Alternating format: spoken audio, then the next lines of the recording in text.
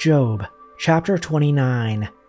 And Job again took up his discourse, and said, Oh, that I were as in the months of old, as in the days when God watched over me, when his lamp shone upon my head, and by his light I walked through darkness, and I was in my prime, when the friendship of God was upon my tent, when the Almighty was yet with me, when my children were all around me, when my steps were washed with butter, and the rock poured out for me streams of oil. When I went out to the gate of the city, when I prepared my seat in the square, the young men saw me and withdrew, and the aged rose and stood. The princes refrained from talking and laid their hand on their mouth. The voice of the nobles was hushed, and their tongue stuck to the roof of their mouth. When the ear heard, it called me blessed, and when the eye saw, it approved. Because I delivered the poor who cried for help, and the fatherless who had none to help him. The blessing of him who was about to perish came upon me, and I caused the widow's heart to sing for joy. I put on righteousness, and it clothed me. My justice was like a robe and a turban. I was eyes to the blind and feet to the lame. I was a father to the needy, and I searched out the cause of him whom I did not know. I broke the fangs of the unrighteous, and made him drop his prey from his teeth.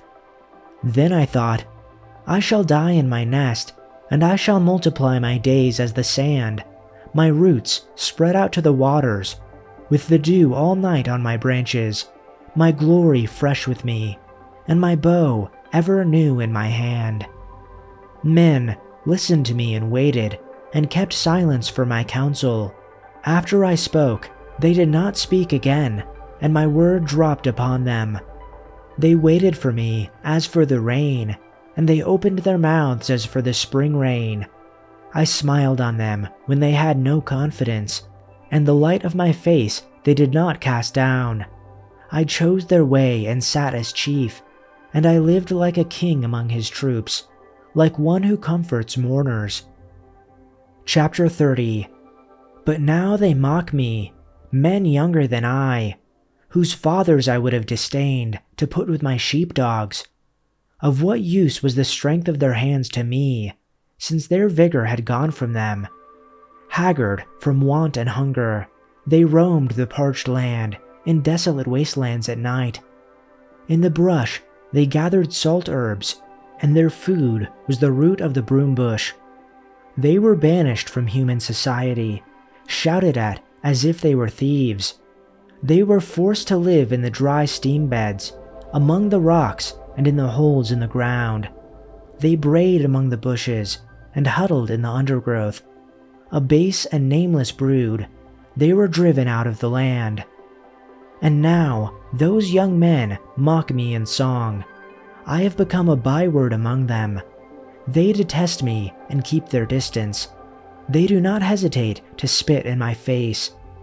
Now that God has unstrung my bow and afflicted me, they throw off restraint in my presence. On my right the tribe attacks. They lay snares for my feet. They build their siege ramps against me. They break up my road. They succeed in destroying me. No one can help him, they say. They advance as through a gaping breach. Amid the ruins they come rolling in. Terrors overwhelm me. My dignity is driven away as by the wind. My safety vanishes like a cloud. And now my life ebbs away. Days of suffering grip me. Night pierces my bones. My gnawing pains never rest. In his great power, God becomes like clothing to me. He binds me like the neck of my garment. He throws me into the mud, and I am reduced to dust and ashes. I cry out to you, God, but you do not answer. I stand up, but you merely look at me. You turn on me ruthlessly. With the might of your hand you attack me. You snatch me up and drive me before the wind. You toss me about in the storm. I know you will bring me down to death, to the place appointed for all the living. Surely, no one lays a hand on a broken man when he cries for help in his distress. Have I not wept for those in trouble? Has not my soul grieved for the poor?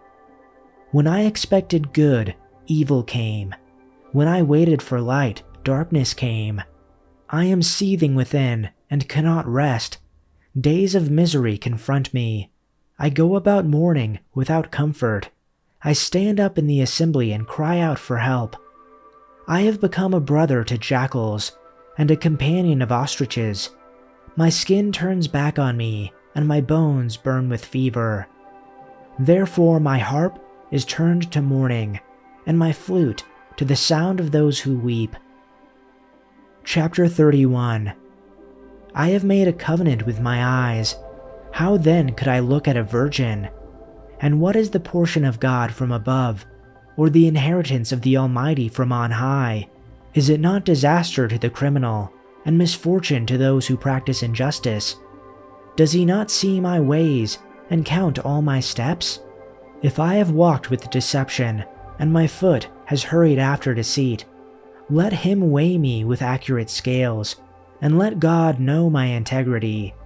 If my step has turned from the way, or my heart followed my eyes, or if any spot has stuck to my hands, let me sow and another eat, and let my crops be uprooted. If my heart has been enticed by a woman, or I have lurked at my neighbor's doorway, may my wife grind grain for another, and let others kneel down over her. For that would be a lustful crime.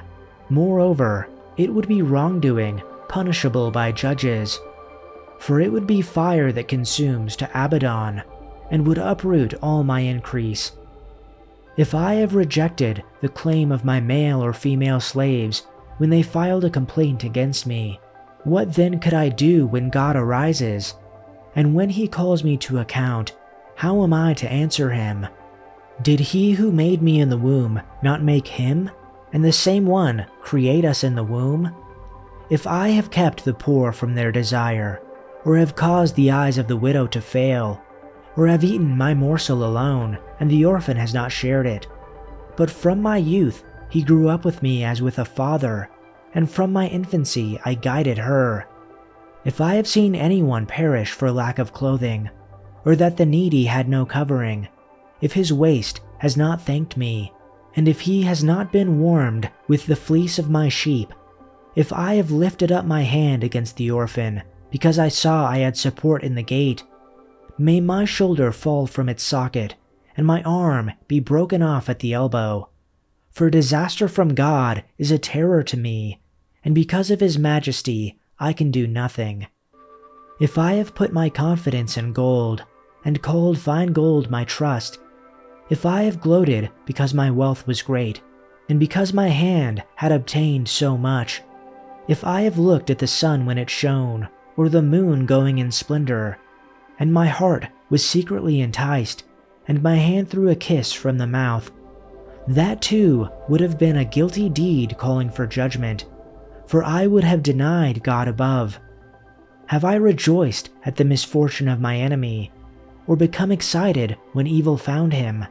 No, I have not allowed my mouth to sin by asking for his life in a curse. Have the people of my tent not said, who can find one who has not been satisfied with his meat? The stranger has not spent the night outside, for I have opened my doors to the traveler. Have I covered my wrongdoings like a man, by hiding my guilt in my shirt pocket? Because I feared the great multitude, and the contempt of families terrified me, and I kept silent and did not go out of doors? Oh, that I had one to hear me! Here is my signature. Let the Almighty answer me. And the indictment which my adversary has written, I would certainly carry it on my shoulder. I would tie it to myself like a garland. I would declare to him the number of my steps. Like a prince I would approach him. If my land cries out against me, and its furrows weep together, if I have eaten its fruit without money, or have caused its owners to lose their lives, may the thorn bush grow instead of wheat, and stinkweed instead of barley. The words of Job are ended. Chapter 32. Then these 3 men stopped answering Job, because he was righteous in his own eyes. But the anger of Elihu, the son of Barachel, the Buzite, of the family of Ram, burned against Job. His anger burned because he justified himself before God. And his anger burned against his 3 friends, because they had found no answer, yet they had condemned Job. Now Elihu had waited to speak to Job, because they were years older than he. But when Elihu saw that there was no answer in the mouth of the 3 men, his anger burned. So Elihu, the son of Barachel the Buzite, spoke out and said, "I am young in years, and you are old. Therefore I was shy and afraid to tell you what I think. I thought age should speak, and increased years should teach wisdom. But it is a spirit that is in mankind, and the breath of the Almighty gives them understanding. The abundant in years may not be wise, nor may elders understand justice. So I say, listen to me, I too will tell what I think. I have waited all this time, listening very carefully to your arguments, listening to you grope for words. I have listened, but not one of you has refuted Job or answered his arguments. And don't tell me, he is too wise for us, only God can convince him. If Job had been arguing with me, I would not answer with your kind of logic. You sit there baffled, with nothing more to say. Should I continue to wait, now that you are silent? Must I also remain silent? No, I will say my piece. I will speak my mind. For I am full of pent-up words, and the spirit within me urges me on. I am like a cask of wine without a vent, like a new wineskin ready to burst.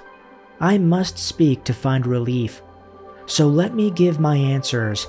I won't play favorites or try to flatter anyone, for if I tried flattery, my Creator would soon destroy me.